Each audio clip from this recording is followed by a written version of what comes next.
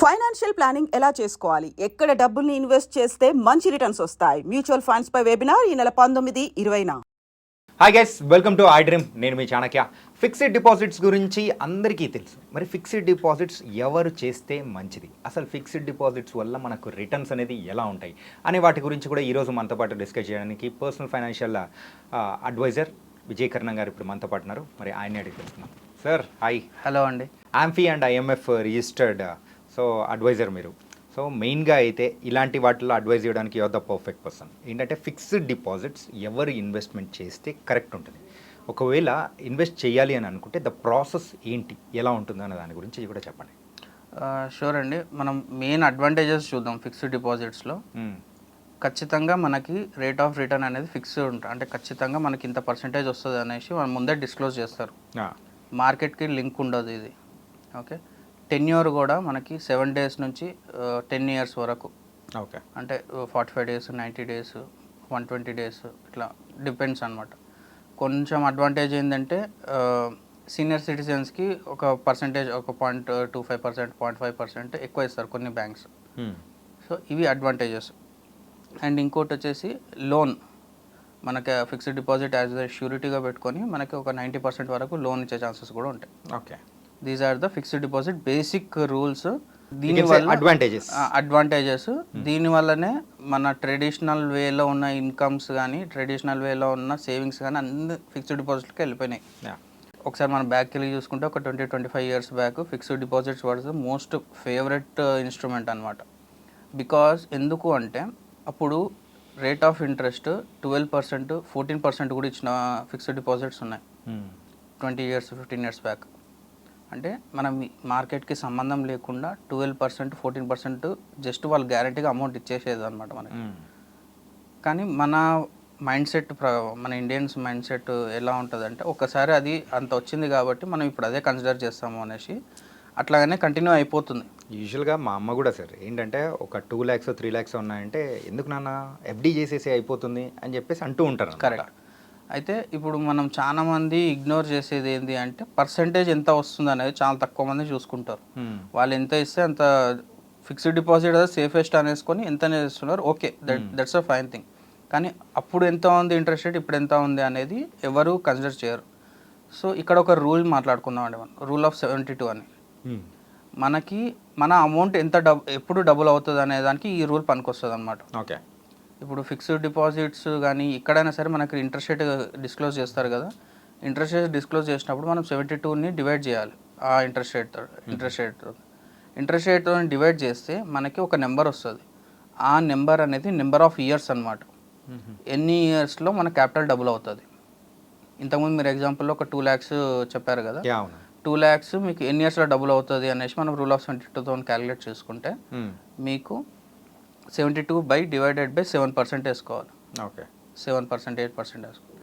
10 years, 11 years, 12 years అట్లా వస్తుంది అనమాట. సో మీరు అదే మ్యూచువల్ ఫండ్స్లో మనం రెగ్యులర్గా మాట్లాడే టాపిక్, మ్యూచువల్ ఫండ్స్లో మనం 15%, 20% చేసుకుంటే మీకు 5 years, 4 years, 6 years అలా వస్తుంటాయి. Depends on percentage, depends on years. అది అట్లా వస్తుంది.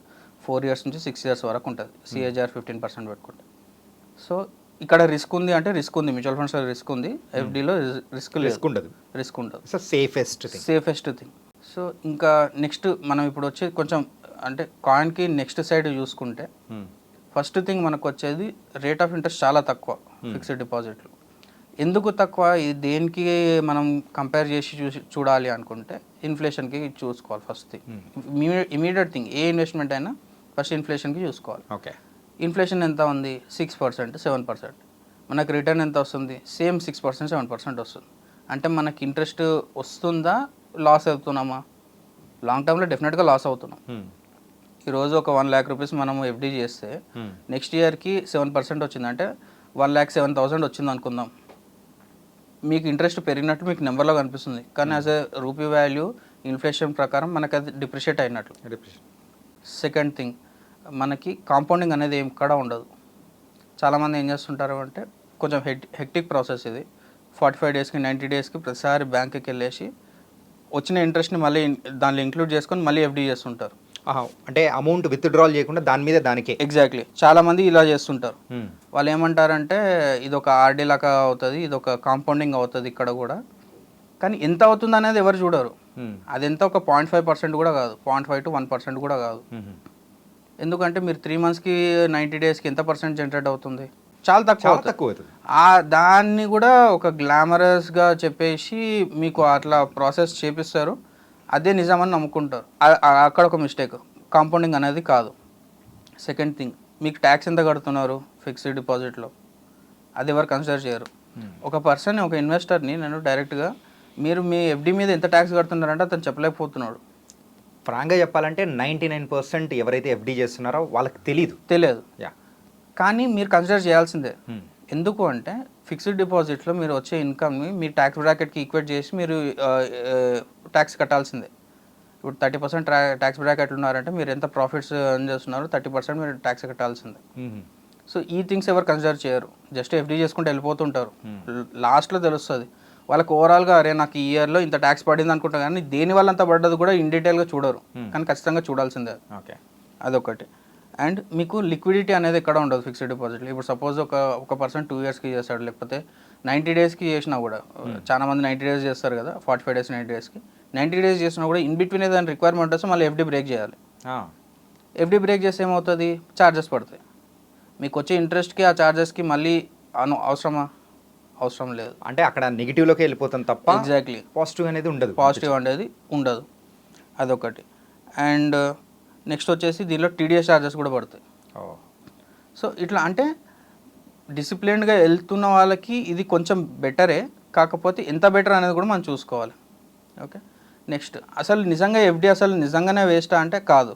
ఎవరెవరికి పనికి వస్తుంది అని కూడా మనం మాట్లాడుకుందాం. ఓకే, ఎవరికి పనికి వస్తుంది అంటే who are above 60, above 65, above 70, అంటే వాళ్ళకి ఈ టెక్నాలజీ రిలేటెడ్ కానీ ఏది అవసరం లేదు, మాకు జస్ట్ అమౌంట్ ఉంటే చాలు, మాకు ఏదైనా ఎమర్జెన్సీలో 1 or 2 yearsలో అవసరం పడుతుంది తీసుకుంటామంటే they can invest in FD, they can take FD for that duration, ఆ డ్యూరేషన్ ప్రకారం.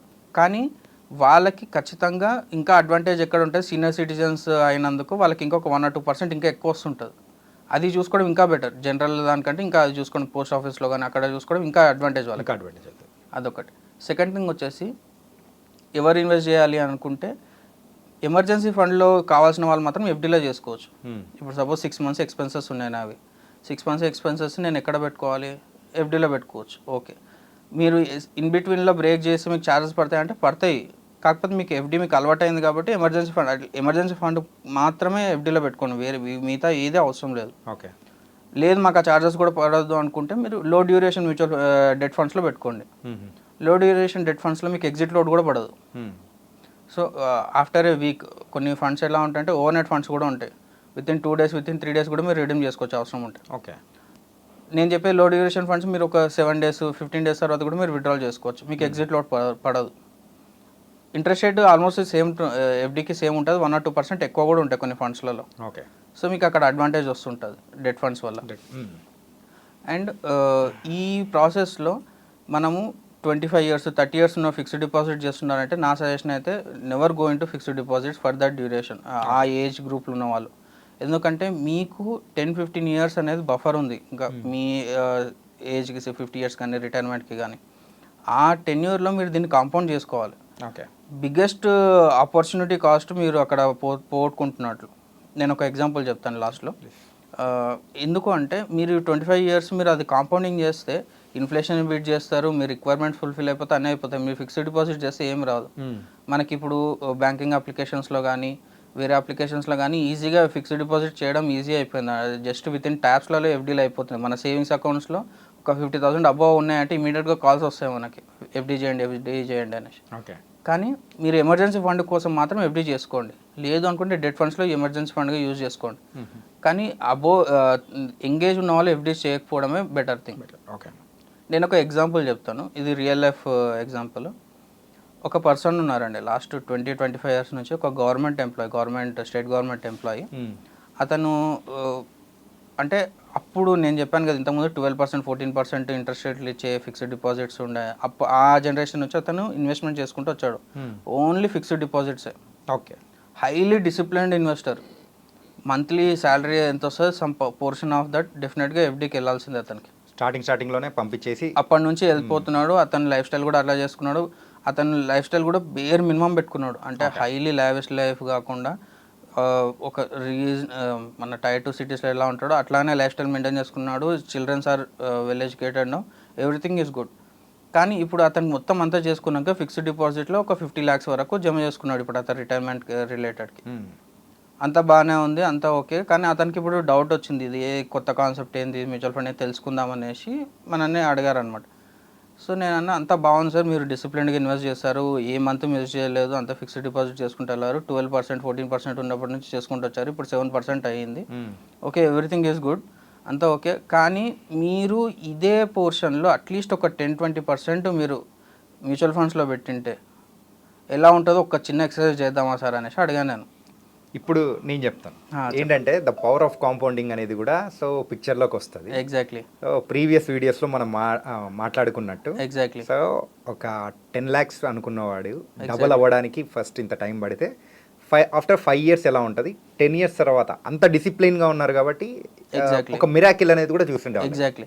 సో నేను చేసిన ఎక్సర్సైజ్ చేసిన ఎక్సెల్లో మొత్తం చూసుకొని అతను ఏ ఇయర్లో ఇంత ఇన్వెస్ట్ చేశాడు అంత క్యాలిక్యులేట్ చేసుకుంటే he would have made around 1 crore today. Okay, అంటే అతను 50 lakhs ఆపర్చునిటీ కాస్ట్ వెళ్ళిపోయింది అనమాట. ఈవెన్ దో అంటే అతను సేఫ్గా సెక్యూర్డ్గా ఫీల్ అయిన ఫిక్స్డ్ డిపాజిట్లో అతను 50 lakhs పోగొట్టుకున్నట్లేదు. సో ఇతను ఒక పోర్షన్ అట్లీస్ట్ మొత్తం కాకపోయినా అట్లీస్ట్ ఒక 50% 25% ఎంఎఫ్స్లో ఇన్వెస్ట్ చేసి ఉంటే చాలామంది ఉన్నారండి. మనం అనుకుంటున్నాము ఆ ఏజ్లో ఆ జనరేషన్లో మ్యూచువల్ ఫండ్స్ ఎవరికి తెలియదు అనేసి. 1992లో ఇన్వెస్ట్ చేసిన మ్యూచువల్ ఫండ్ ఇన్వెస్టర్స్ కూడా కలిసాను నేను వాళ్ళని. Okay, 1992 he's a doctor. అప్పట్లోనే అతను ఫిజికల్ ఫామ్స్లో ఫిల్అప్ చేసుకొని మ్యూచువల్ ఫండ్స్ 1000 rupees 1500 ఇన్వెస్ట్ చేసుకుంటూ వచ్చాడు అతను. మనం చేయాలి అని చూడాలి, మనకు కావాలని గట్టిగా అనుకుంటే ఖచ్చితంగా కనిపిస్తుంది మనకు ఆపర్చునిటీ ఎలా ఉంటుంది, రిసోర్సెస్ కూడా మనకు అలాగే దొరుకుతాయి. సో అతను ఇప్పుడు ఒక 50 lakhs లాస్ అయ్యారు అంటే అతనికి ఇంతవరకు అతను చాలా ప్రౌడ్గా ఫీల్ అవుతుండే, నేను 50 lakhs సేవింగ్స్ చేశాను నా లైఫ్ టైం మొత్తం. అతనికి ఇప్పుడు ఇది తెలుసుకోవడం వల్ల అరే ఇంకొంచెం అప్పుడే కొంచెం రిస్క్ చేసింటే ఇంకొంచెం అట్లీస్ట్ ఒక 20-25 lakhs అయినా పెరుగుతుండే కదా దీంట్లో, అరౌండ్ 1 crore కాకపోయినా అట్లీస్ట్ 20-25 lakhs అయినా పెరుగుతుండే కదా అని అతను ఇప్పుడు రియలైజ్ అవుతున్నాడు. But it's too late. ఇప్పుడు అతను ఏం చేయలేడు. ఇప్పుడు రిటైర్మెంట్ దగ్గరకు వచ్చినప్పుడు కంప్లీట్గా ఈక్విటీలు పెట్టేసి అంత రిటర్న్స్ తీసుకోవడం అనేది కరెక్ట్ ఆప్షన్ కాదు. సో అతనికి జస్ట్ నార్మల్గా మంత్లీ ఇన్కమ్ ఎట్లా రావాలనేది చూసేసి మేము చెప్పామన్నమాట.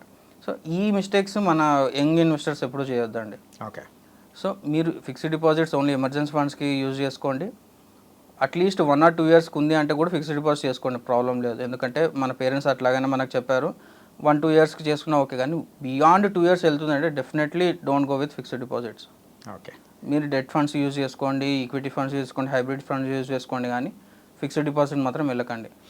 టైర్ 2 సిటీస్లో ఎవరైతే ఉంటారో అక్కడున్న పేరెంట్స్ కానీ సో ఆ ట్రెడిషనల్కి తగ్గట్టున్న వాళ్ళు అంటే ఫిక్స్డ్ డిపాజిట్స్ కానీ దీనిలోకి ఎక్కువ ఇంట్రెస్ట్ చూపిస్తుంటారు. మ్యూచువల్ ఫండ్స్ వైపు వాళ్ళకంత నాలెడ్జ్ లేదనుకోవాలా, లేకపోతే ఎందుకులే అని వాళ్ళు ఇన్వెస్ట్ చేయట్లేదు అనుకోవచ్చా? అంటే అవేర్నెస్ కొంచెం తక్కువ ఉందండి. Mainly awareness. లాస్ట్ కోవిడ్ తర్వాత కొంచెం మొమెంటం బిల్డ్ అయ్యింది, అందరికీ అసలు ఇది ఒకటి ఆప్షన్ ఉంది అని తెలుస్తుంది. కానీ ఇప్పటికీ ఇన్ డీటెయిల్గా లోపల టెక్నికాలిటీస్ ఏంది, దీని లిమిటేషన్స్ ఏంది అనేది చాలా తక్కువ మందికి అవేర్నెస్ ఉంది. సో వాళ్ళు ఇన్ డీటెయిల్గా రీసెర్చ్ చేస్తే తప్పితే వాళ్ళకి తెలియదు. First thing. Second thing, number of books వచ్చాయి మ్యూచువల్ ఫండ్స్ మీద. తెలుగులో కూడా చాలా బుక్స్ ఉన్నాయి మ్యూచువల్ ఫండ్స్ రిలేటెడ్. ఒకవేళ వాళ్ళకి తెలుగులో కావాలంటే మ్యూచువల్ ఫండ్స్ రిలేటెడ్ బుక్స్ కూడా ఉన్నాయి. ఆ బుక్స్ మీరు ఒకసారి అనాలిసిస్ చేసి చూస్తే మీకు అట్లీస్ట్ అవేర్నెస్ పెరుగుతుంది. మీకు అంత రిస్క్ తీసుకోలేము, మేము మొత్తం మా లైఫ్ సేవింగ్స్ మొత్తం మ్యూచువల్ ఫండ్స్లో పెట్టలేము అనుకుంటే ఒక 50,000 1 lakhతో మీరు అట్లీస్ట్ స్టార్ట్ చేసి చూడండి. మీకు 1 or 2 yearsలో మీకు రిజల్ట్ తెలుస్తుంది. ఆ తర్వాత మీకు కార్పొరేషన్ మూవ్ చేయాలా చేయదనేది ఇట్స్ అప్ టు యూ అనమాట. సో అట్లీస్ట్ తెలుసుకోండి, ఫస్ట్ తెలుసుకోండి. చేయడం చేయకపోవడము, ఇన్వెస్ట్మెంట్ చేయడం, మ్యూచువల్ ఫండ్ అని కాదు, ఏ ఇన్వెస్ట్మెంట్స్ అయినా సరే, మీరు రియల్ ఎస్టేట్ అయినా, గోల్డ్ అయినా సరే, చిట్స్ అయినా సరే, ఏదైనా సరే ఫస్ట్ తెలుసుకోండి, ప్రొసీజర్ తెలుసుకోండి, దానికి బ్యాక్ అండ్ క్యాలిక్యులేషన్స్ ఏందో తెలుసుకోండి. నెంబర్స్ వచ్చి మనకి ఇంట్రెస్ట్ రేట్లు ఏంది, ఇది ఇక్కడ ఇంత ఇంట్రెస్ట్ రేట్ వర్కౌట్ అవుతుంది, ఇక్కడ ఇన్ని ఇయర్స్ పడుతుంది మన అమౌంట్ విత్డ్రాల్ చేసుకోవడానికి, దాంట్లో లిక్విడిటీ ఇష్యూ ఉందా, లేకపోతే ఎంత రిస్క్ ఉంది, ఇవన్నీ కన్సిడర్ చేసుకుని పారామీటర్స్ కన్సిడర్ చేసుకున్నాము అంటే డెఫినెట్గా మీకు జనరల్గా వచ్చే రిటర్న్స్ కంటే చాలా మంచి రిటర్న్స్ వస్తాయి. మీకు లిక్విడిటీ ఇష్యూస్ కూడా ఉండవు ఎక్కడ. Nice sir. ఏంటంటే ఫిక్స్డ్ డిపాజిట్ మీద ఎవరికైతే నాలెడ్జ్ తక్కువ ఉందో, ఎవరైతే ఇన్వెస్ట్ చేయాలనుకుంటారో వాళ్ళు చేయొచ్చా చేయకూడదు అనే వాటి గురించి కూడా చాలా చక్కటి సమాధానాలు కూడా ఇచ్చారు. So thank you so much. Thank you అండి. సో గైస్, ఇది వాళ్ళ మన ఫిక్స్డ్ డిపాజిట్ గురించి ఒక ఇంటర్వ్యూ. మరో ఇంటర్వ్యూతో మళ్ళీ కలుద్దాం. అంతవరకు take care. This is your Chanakya.